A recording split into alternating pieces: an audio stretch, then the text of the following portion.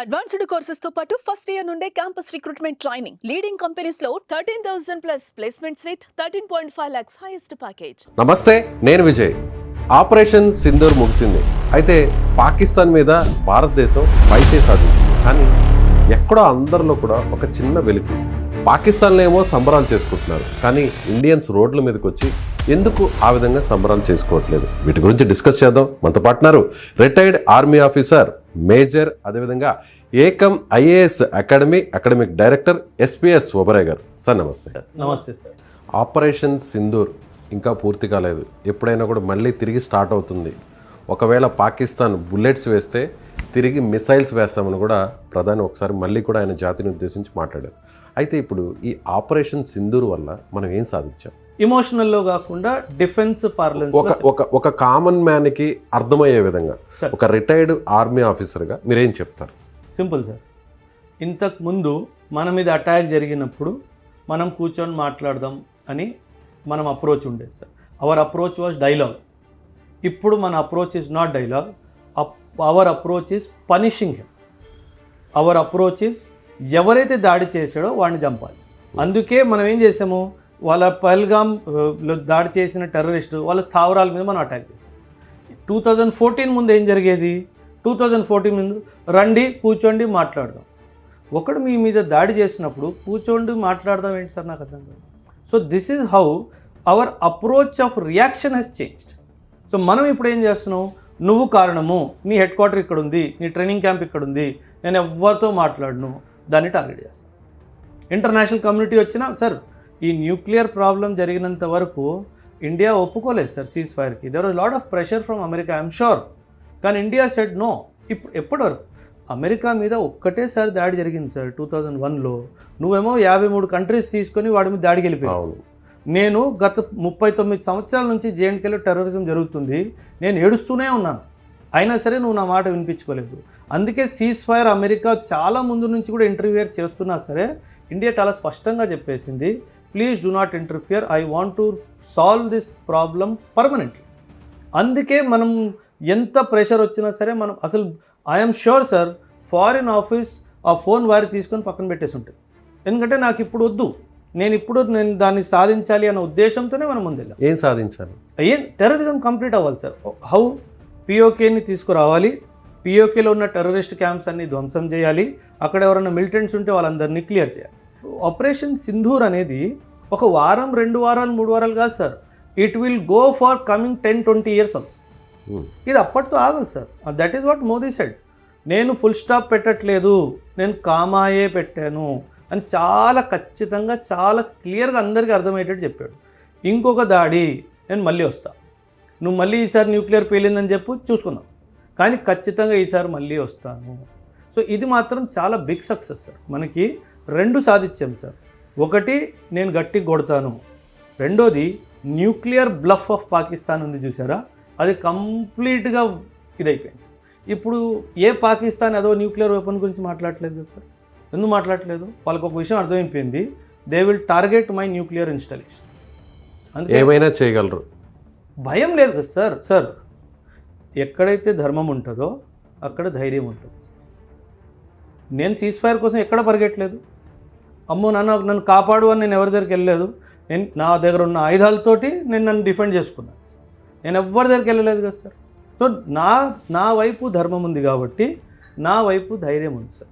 నీ వైపు అధర్మం ఉంది కాబట్టి నీ వైపు భయం ఉంది. అందుకే కదా నువ్వు టర్కీ దగ్గరికి వెళ్తున్నావు, చైనా దగ్గరికి వెళ్తున్నావు, అజర్బైజాన్ దగ్గరికి వెళ్తున్నావు, ఇరాన్ దగ్గరికి వెళ్తున్నావు, సౌదీ అరేబియా డబ్బులు అడుగుతున్నావు, వెళ్ళి అమెరికా ఒళ్ళో కూర్చుంటున్నావు. నేను ఎవరి దగ్గరికి వెళ్ళలేదు. Did you see my minister going anywhere? No, because I don't need it. నేను self independent sir. I am a self reliant country. నాకు ఎవ్వరు అవసరం లేదు. So that is the courage of my country sir. ఇంకెన్నాళ్ళు sir? 39 సంవత్సరాలు మనము టెర్రరిజంని చూస్తూనే వచ్చాం. అసలు సార్ వాళ్ళు మనుషులా సార్? అంటే మరి ఈ విషయంలో నేను ఇంటరప్ట్ చేస్తున్నాను సార్. కానీ పాకిస్తానీస్ రోడ్ల మీదకి వచ్చి మేమే గెలిచామని సంబరాలు చేసుకున్నారు. పాకిస్తాన్ ప్రైమ్ మినిస్టర్ ఆ మాట చెప్పారు. బట్ మనం మాత్రం సైలెంట్. నేను ఒక విషయం చెప్తాను sir. Again, understand the value system of my country.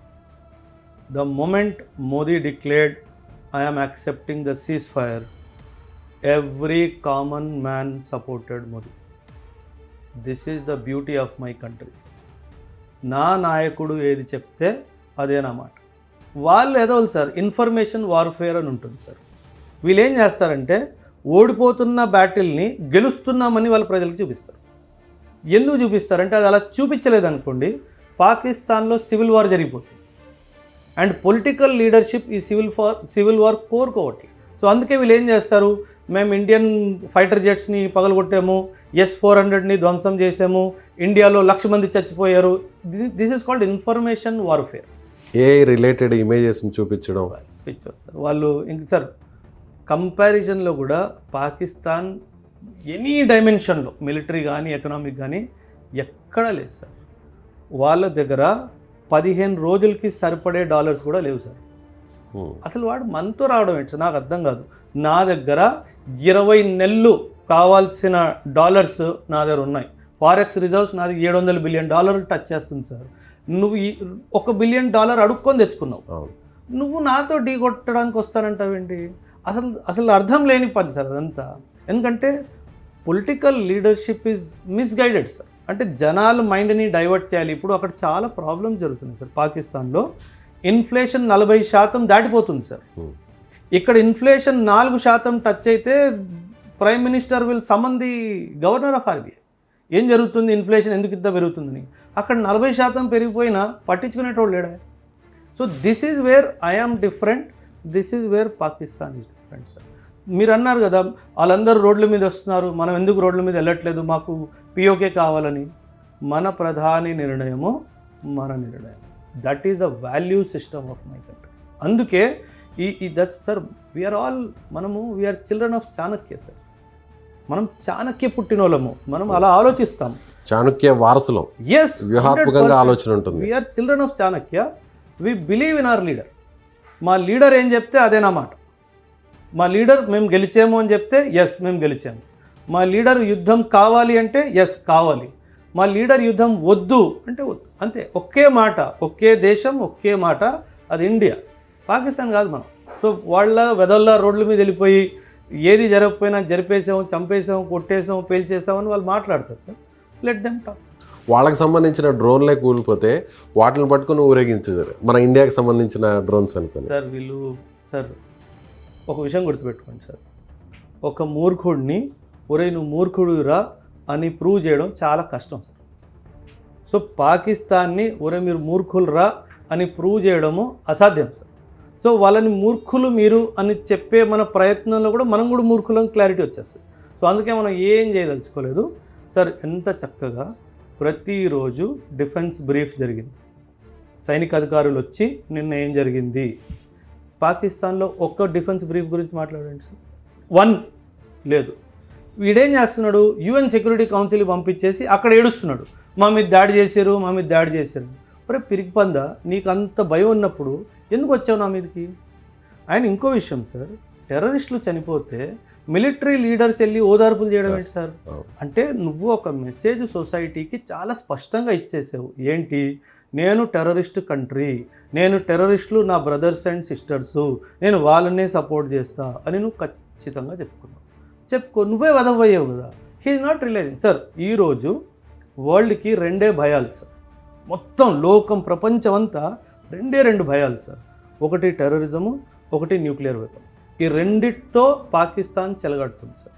వాడికి అర్థం కావట్లేదు నా అస్తిత్వమే పోతుంది అన్న క్లారిటీ పాకిస్తాన్కి లేదండి. So Pakistan is a rogue state, it is a failed state completely. అసలు మనం దాని గురించి ఆలోచించడం కూడా మనం చేస్తున్న తప్పు. వాడు ఏదో పని చేసినప్పుడల్లా వాడిని గట్టి కొట్టడం, అక్కడతో ఆపేయడం, అంతే. నెక్స్ట్, ఎందుకంటే మన టార్గెట్ ఈజ్ డెవలప్మెంట్ సార్. మనం 2047 కల్లా ఒక డెవలప్డ్ కంట్రీ అవ్వాలి అని మనకు ఒక ఆశయం ఉంది, ఒక లక్ష్యం ఉంది, ఒక దారి ఉంది, దాన్ని మనం ఫాలో అవుతున్నాం. అది వీడు జీర్ణించుకోలేకపోతున్నాం. అంటే నేను అప్పుడే పుట్టాను, నువ్వు అప్పుడే పుట్టావు, నువ్వు ఎక్కడికో వెళ్ళిపోయావు, నేను ఇంకా అడుక్కు తింటున్నాను. అది నీ ప్రాబ్లం. అయితే వాడు జీర్ణించుకోలేకపోతున్నాడు, వీడిని డిస్టర్బ్ చేయాలి. వీడిని డిస్టర్బ్ చేస్తే వీడు డైవర్షన్ డెవలప్మెంట్ నుంచి డిఫెన్స్కి వస్తుంది. అది మనకు తెలుసు. అందుకే మనం ఎక్కువ దాని వెనక వెళ్ళాల్సిన అవసరం మనకి లేదు. ఎప్పుడైనా మన బాడీలో ఒక పుండు ఏర్పడితే దాన్ని అక్కడ వరకు సర్జరీ చేసి తీసి పక్కన పడేయాలి. మరి పాకిస్తాన్ కూడా ఎప్పుడోకప్పుడు చేయాల్సిందే కదా ఇలా. అది ఆ టైం వస్తుంది సార్. ఆ టైం ఖచ్చితంగా వస్తుంది, అది మనమే చేస్తాం. అది ఖచ్చితంగా అది దేవుడు ప్రాబబ్లీ మన కోసం వదిలిన బాధ్యత అనుకోండి. ఎప్పుడైతే పాకిస్తాన్ ఈ వరల్డ్ మ్యాప్ నుంచి తొలగిపోతుందో అది జరుగుతుంది సార్. మేబీ మీరు నేను ఉన్న టైంలో జరగకపోవచ్చు, బట్ వచ్చే 100-200 సంవత్సరాల్లో ఇది జరుగుతుంది సార్. అండ్ ఖచ్చితంగా ఆ పని భారతదేశమే చేస్తుంది. ఆ బాధ్యత మనకే దేవుడు ఇచ్చాడు సార్. వాళ్ళకు గుణపాఠం నేర్పించాలని, వాళ్ళ అస్తిత్వాన్ని పూర్తిగా చెరిపేయాలి. ఈ బాధ్యత మందే, మనం నిర్వహిస్తాము. కాకపోతే ఓపికగా సహనంగా ప్రస్తుతం ఉన్నాం.